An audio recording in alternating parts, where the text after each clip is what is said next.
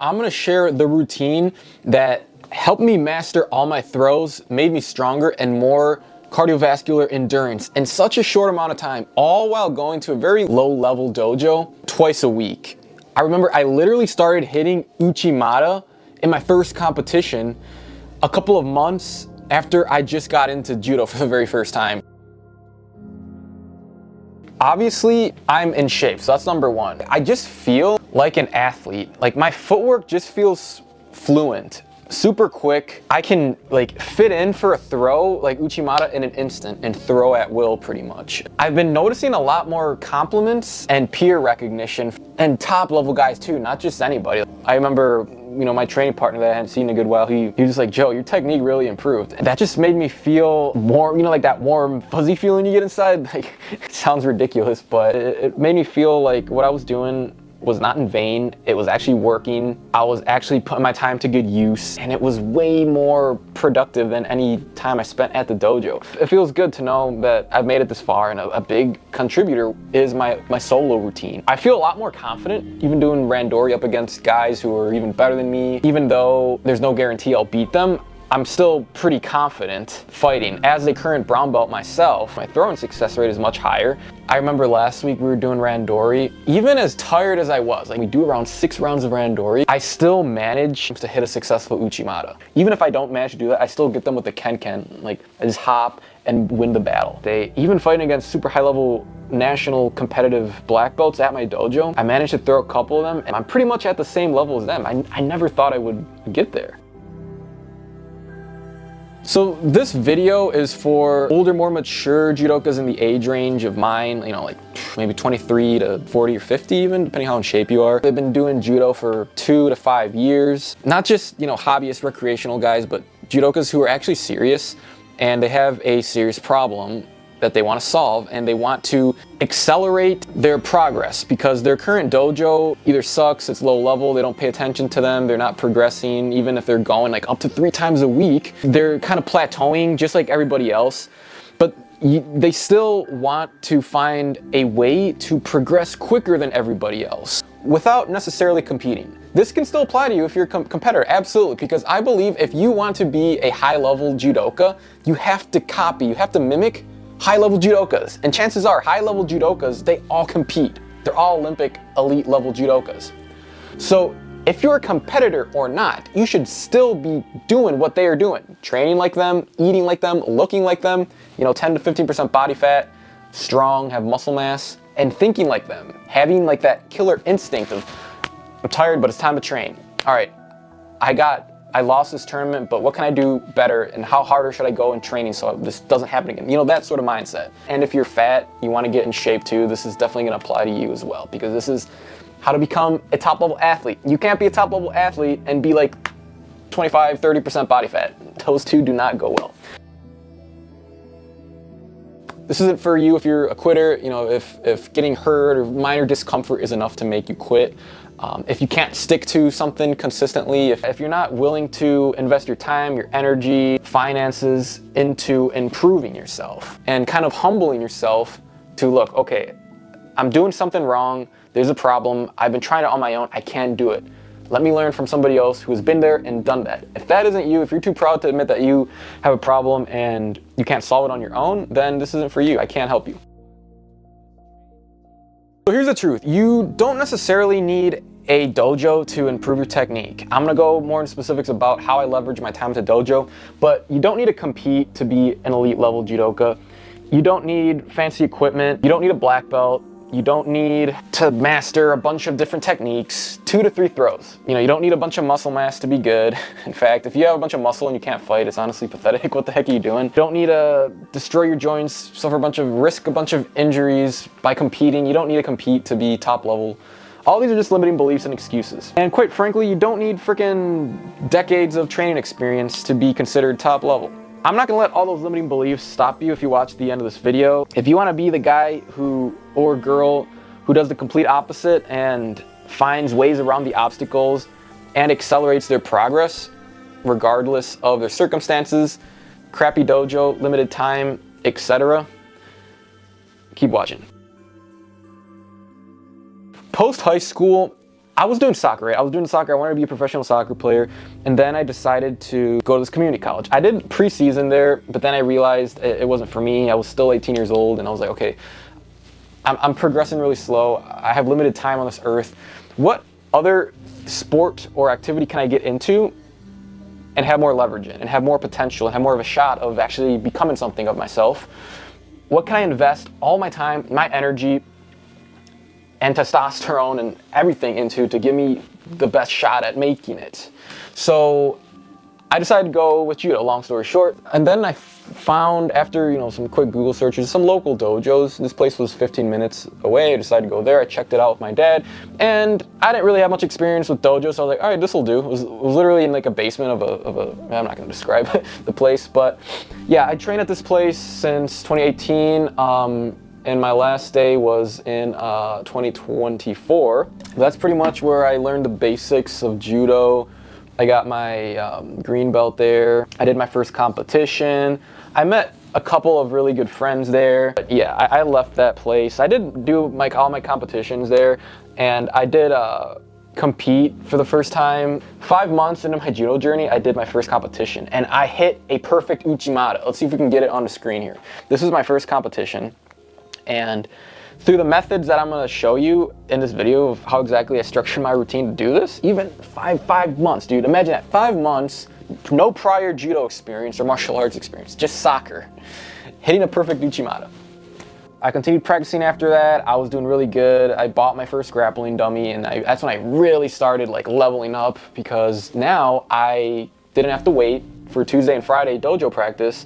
I could train every day from home, as many reps as I wanted to, throw that dummy as hard as I wanted to without worrying about injuring it, landing on top of it, practicing any throw I wanted to. The Judo dummy was definitely a big contributor to my progress. And again, we're gonna dive into further specific details on how I used all that and leveraged it. COVID happened, and that's kind of when I fell down. All my priorities weren't right. I started chasing girls, and I stopped going to Judo consistently. I was still going to the gym, and I maintained my physique, but Judo wasn't a priority. I was maybe going like once a month, and it was awful. And then 2023, 2024, that's kind of when I started experimenting with content creation. Like, okay, I'm gonna start posting some Judo stuff, and it started getting some traction. Like, okay, so that became like motivator number 2. So self-defense and content creation. Then last year, that's when I got my brown belt in 2024, and that's when I really started going consistently to dojo 2 to 3 times a week.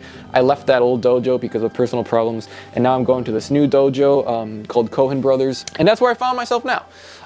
Just doing my own training and going to the dojo 1 to 3 times a week and seeing amazing progress. My Judo's gotten so much better. Again, like I said in the beginning, sharper throws, perfect Uchimatas. I can experiment with different throws now, and I still drill at home with the dummy, and I do lots and lots of randori. My method, I call it the Judoka Ascension. So this is the method that I had created for myself over the years of trials and errors. And it helped me kind of ascend from a newbie, sloppy technique level, non-technical weakling to an explosive, a more technical, endurant fighter. And I forged this system through hundreds and hundreds of reps, training with high-level dudes, doing my own research, watching matches of high-level fighters like Ono and Joshiro Maruyama, and just mimicking their style and deciding, okay, I want to fight like this guy. How can I create a routine that I can drill the same style and throws at these guys that I aspire to be like? Okay, so the first pillar is the technical work. So this is like what's really gonna get you good at Judo. It involves buying a grappling dummy, put a gi on it, and that's where you do 25 minimum to 100 throws every day, 5 times a week. And I would throw it with my favorite throws, the throws I was trying to master, and I would focus on just those. For me, it was Uchimata, and I only did Uchimata like every day. That was the only throw I did, and like Osoto Gari at the same time, but mainly it was Uchimata. And the beauty with this is the more reps that you do, you kind of fall into a rhythm, you kind of find a little flow, you kind of find out like little tweaks and details that make your throw better, and you improve and you get 1% better after like every 5 throws. And then the beauty of this is like you're mastering this by repetition, like they say repetition is the father of learning. You get closer to that 10,000 hour of mastery, doing tons of reps. When you go to the dojo and you actually try the throws that you've been working on so much with the grappling dummy, it works like magic. Now, be patient with this. You're not gonna get it like after the first week, but the more reps you do, the closer you will get to your goal of perfecting the technique. The grappling dummy, buying resistance bands and practicing my uchikomis with that, and that is pretty much gonna help you with hip rotation, footwork, muscle memory form. You could do different exercises with it, like just basic uchikomis like seonages. You could do more like explosive stuff like you see me doing here on the screen. You can really work, you know, with higher resistance bands. It can help you with the explosiveness and training those muscles. And that's all you need. That's all the equipment you need. Grappling dummy and resistance bands. And I perfected it, and it's no surprise that I managed to hit a perfect uchimata in my first competition. So you got the grappling dummy, you got the resistance band, and then shadow uchikomis. It's kind of like a boxer. You know how boxers do shadow boxing? Well, uchikomis are the same thing. My favorite one to do, for example, and you can do any technique, but the favorite one I do is the one where you use a wall and you just enter uchimata, kind of how you see me doing on the screen. And this helps me with explosiveness, mastering my footwork, and flexibility, which is crucial to have a beautiful uchimata or osotogari. If you have a good uchimata, automatically you're gonna have a good osotogari. It really just drills you to bring that head all the way down to your supporting leg, and it's a beautiful technique. Never neglect the basics, guys. Number 2 would be a strength training program. So here it can vary. So definitely have a hypertrophy program for yourself where you just focus on compound lifts. That's it. Twice a week. That is it. So compound lifts are like squats, bench press or dumbbell presses, and pull-ups. That's it. I don't waste my time doing bicep curl isolations, triceps. I don't do that. The only like isolation stuff I do is like forearms, like farmer walks and dead hangs or gi pull-ups. That's it, because the most important muscles, guys, for judo is your lower body and your forearm grips. That's pretty much it. I also include explosive exercises, you know, like kettlebell cleans and some Olympic style lifts for explosivity, but that is only to supplement if you're not doing randori at least 2 to 3 times a week, because randori is a high intensity Olympic style, everything you want to call it, workout in its own, man. Like, you will be beat and exhausted the next day. It really affects your nervous system like none other. Jimmy Pedro says the same thing. Like, if you're in a country, like a lot of these like Central Asian countries, Japan, Russia, these countries that have high level judo, unlike the US, they do tons of randori. So these athletes don't really need to lift weights. But if you're in a country like US or like Canada or whatever, where judo isn't really strong, having a Olympic style workout routine on top of this will definitely supplement. But if you do enough randori, I wouldn't even waste my time with Olympic style lifts and explosive workouts. Just doing your hypertrophy training, so again, you don't look like that disfigured athlete with like big legs, or real skinny. Because if you're really skinny but you're really technical, you're gonna get thrown around like a rag doll. Doesn't matter how big how good you are at your technique. So just to recap on the gym stuff, you don't need to do explosive Olympic style training if you do enough randori, but you should still be doing your hypertrophy lifts. If you don't do enough randori, you should be doing your hypertrophy and at least 1 Olympic style lift a week or 2 on top of doing your twice a week hypertrophy style lifts. So I do like 2 upper body workouts and 1 lower body workout a week.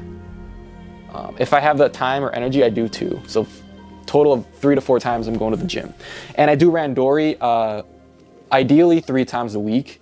But when I can't, when I'm absolutely busy and working on my business and stuff and helping my dad at the same time, minimum I go 1 to 2 times. But I'm still doing my own training at home. I'm literally doing this like on top of it, no excuses.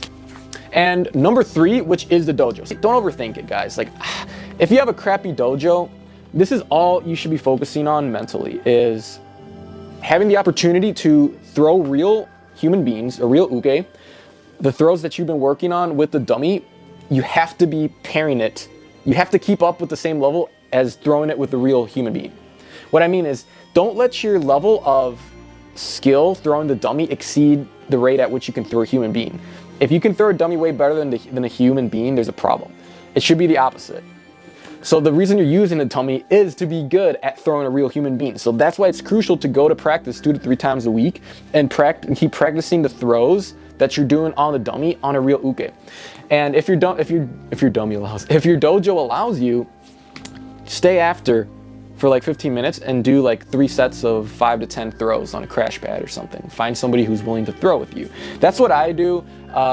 After every practice, when my training partner's there, I usually ask them, yo, dude, do you want to train? After like, you know, some heavy randori sessions and we're all tired and I'm sweaty and my heart rate's up and I just want to go home. It's like 9:30, but you know, that's what it takes. If you want to reach elite level, you got to be doing the work that other people aren't willing to do. And then we bring out the crash pad and we usually do like 3 sets of 10 throws each. And so it really helps benefit and skyrocket your technique. So do as many throws on an in-person uke as you can in the dojo. That and randori. Those are the only 2 things you should be worried about when going to the dojo. I'm not telling you to go in there rudely and do your own thing. Like, you still have to respect the instructor and the rules. But if you can ask the instructor if you can stay after and practice some throws. And if you have somebody who's down to train with you, who's, you know, like-minded and has similar goals and wants to improve, you can kind of tell him, like, if they're kind of lazy, just be like, yo, like, how else do you expect to get better, man? Like, trust me, I saw this guy named Joey Gonzalez on YouTube explaining the concept of, if you stay after practice for 15 minutes and you do 3 sets of 10 throws each, after every practice, you'll exponentially improve the rate at which you perfect your technique. And secondly, with randori, guys, just focus on attacking your main throw. Like your main throw that you've been working on. Like, for example, for me it was uchimata. Just in your head, when you're fighting, doing randori, just count 6 seconds, attack, attack, attack. So whenever I'm fighting somebody, I fight for that lapel grip and then I get the sleeve and I see an opening. That's when I stick my right foot in, I get my hips and I turn my head all the way down to the ground and I go in for uchimata. Even if they back out and dodge my throw, I still like push. I still push. Even if it's in the ken-ken situation, you know, when you don't have your hips fully in, you just have their inner thigh hooked with yours, just hopping, just keep pushing until you get them. And eventually, you just keep doing the reps, guys. Don't give up. Just keep doing it until you finally land perfect throws.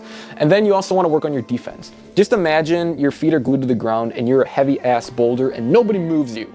Break your grips, have good kumikata, don't let them hold on to you for 5 seconds or more, like 6 seconds. Count in your head. Like, if they have a tough grip on you, use both your hands, use your body, do everything you can in your power to break the grip, because if you wait for like 8 seconds or longer, they're gonna throw you, especially if they're, you know, really good. And then number 4, this applies to both the fat people and people who have a terrible diet.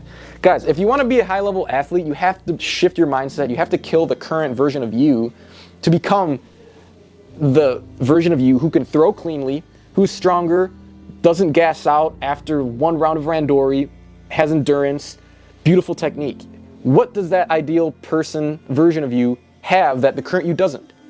And what can you start eliminating and adding to the current version of you to get 1 step closer to that ideal version of you who can do all of those things? And if diet, guys, isn't a part of that, if your diet is still, you know, you're eating hot Cheetos after practice or going to McDonald's and your diet is just crap, guys, you have to view yourself as a high quality vehicle. Are you gonna put low quality cheap fuel into the vehicle that you envision being at a high level? Or are you gonna give it the best quality fuel you can? I fuel myself good. I just eat steak and eggs every day and fruit.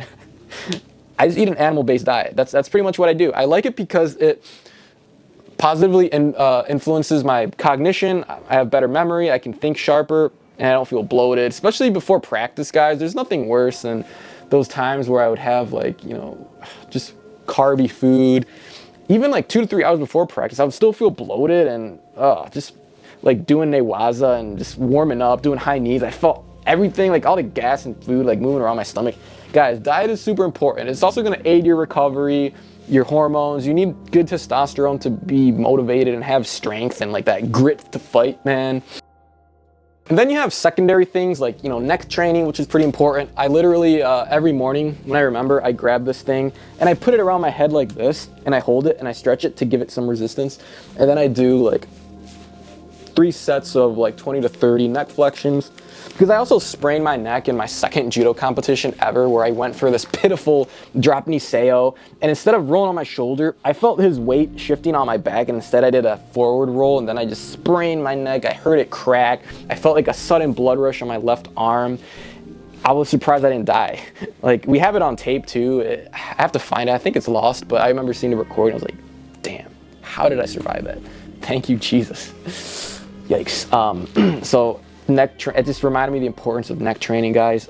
Flexibility work, and like, if you can manage to get the splits, you're gonna have impeccable technique and you're gonna prevent a lot of injuries. Forearm training, doing stuff like gi pull-ups, rope climbs, heavy farmer walks with like 80 pounds, walking back and forth. You could time yourself. You could time yourself hanging on the bars. They're called dead hangs, where you just hang on the bar and you just fight for dear life to hold on. You're gonna feel burning sensation in your forearms. You could time your iPhone for like 30 to 60 seconds and you're gonna see the result on the mat. Like, you're gonna grab that gi of your opponent and never let go, and they're gonna be like frustrated trying to break the grip, but they can't because you're so freaking strong, because you've been listening to Joey Gonzalez and taking his grip strength advice. So that is the whole routine that took me from a complete newbie at a crappy dojo to an elite level where I'm at now in a really short amount of time, guys. Like I said, I mastered my Uchimata in like 5 months. Pretty much in 1 month, but like my first competition was in 5 months. But anyways, yeah, I know it sounds overwhelming, but you do have enough information to create your own routine and make progress on your own. The problem is not all of us are going to do it. Human nature is very unaccountable. You know, you're somebody who maybe you already do your own routine and you don't see that progress, or maybe you just want a coach, a mentor to one-on-one handhold you through the process and kind of personalize a routine. Somebody who's already been there and done that and knows the ins and outs, and you want to finally experience that respect from other peers in your dojo, and you want to just finally perfect your technique so you can hit it at will, whether you compete or not. You want to start winning tournaments if you're a competitor. You want, you know, your family to support you and actually like go to your tournaments for a reason and not feel like you wasted their time getting, you know, 3rd or 2nd place. You can actually book a one-on-one call with me, where basically I'll just ask you questions to see if you qualify for my one-on-one mentorship with this. Basically, we're going to personalize everything here that fits your lifestyle. So the description, there's a link to Calendly. Hit it, find a time that works for you, and we can jump on a call and we'll see if this is the right program for you and if you're the right person for this program.